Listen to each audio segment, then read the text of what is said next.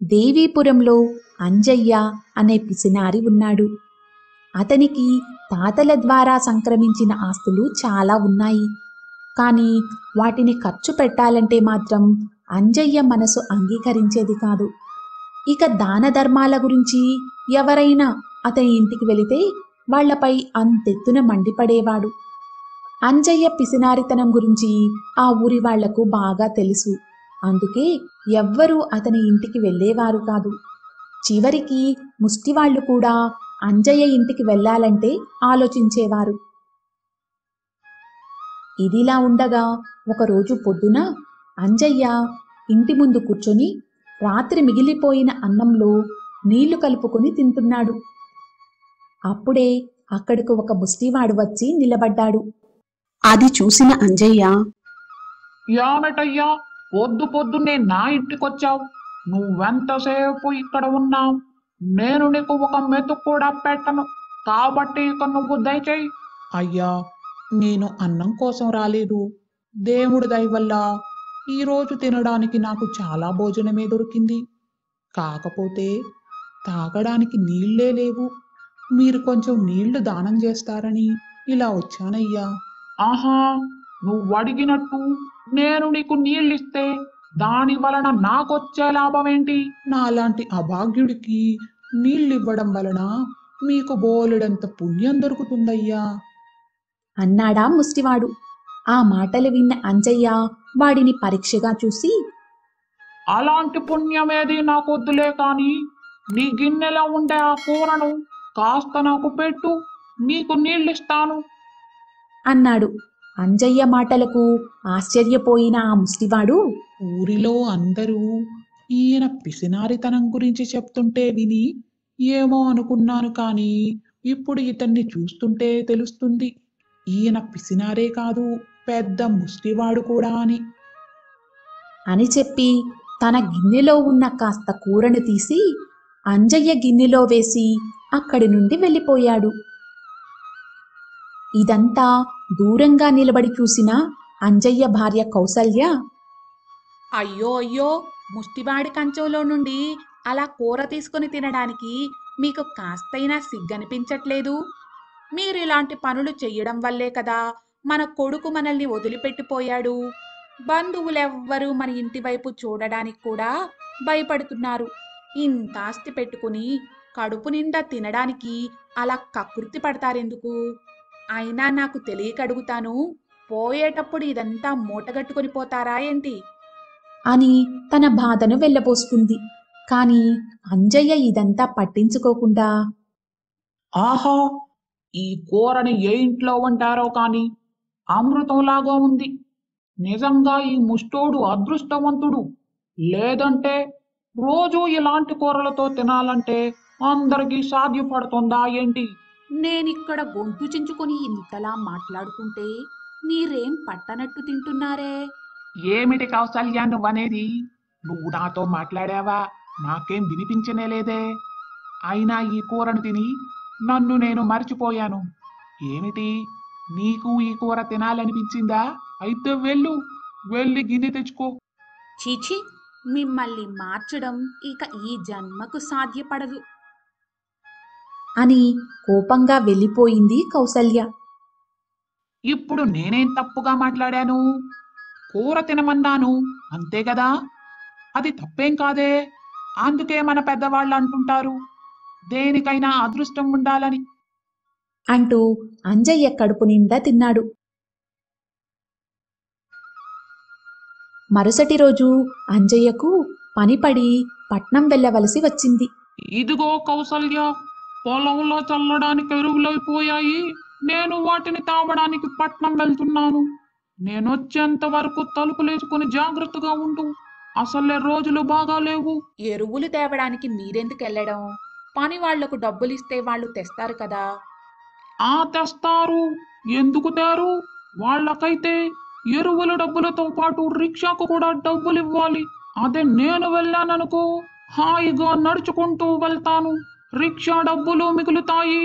నడవడం వలన ఆరోగ్యము వస్తుంది.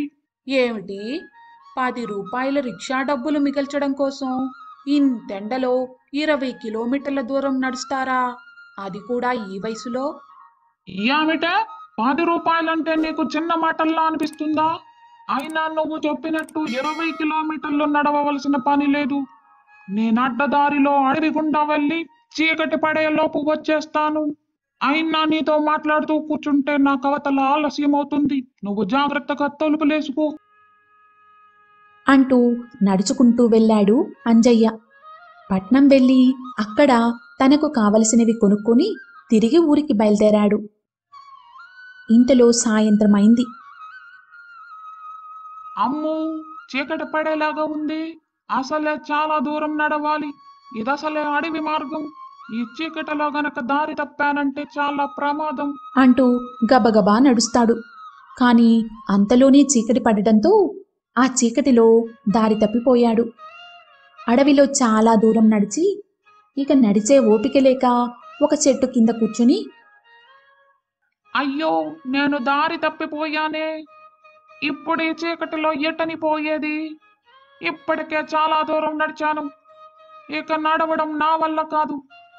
ఒకవైపేమో నడిచి నడిచి కాళ్ళు నొప్పెడుతున్నాయి, మరొక వైపు ఆకలి. నా భార్య చెప్పినట్టు 10 రూపాయలిచ్చి ఆ రిక్షాలో పోయి ఉండాల్సింది. అని ఆపసోపాలు పడుతున్న అంజయ్యకు దూరంగా ఏదో కాంతి కనిపించింది. దాంతో ఆ కాంతి వచ్చే వైపుకు వెళ్ళాడు అంజయ్య. ఇక్కడెవరబ్బా ఇంత చీకటిలో ఇల్లు కట్టుకుంది? ఒకసారి లోపలికి వెళ్ళి చూస్తాను. అంటూ లోపలికి వెళ్ళాడు. లోపల ఒక ముసలి దెయ్యం జుట్టు విరబోసుకుని తన కాళ్లను పొయ్యిలో పెట్టి వంట చేస్తూ కనిపించింది.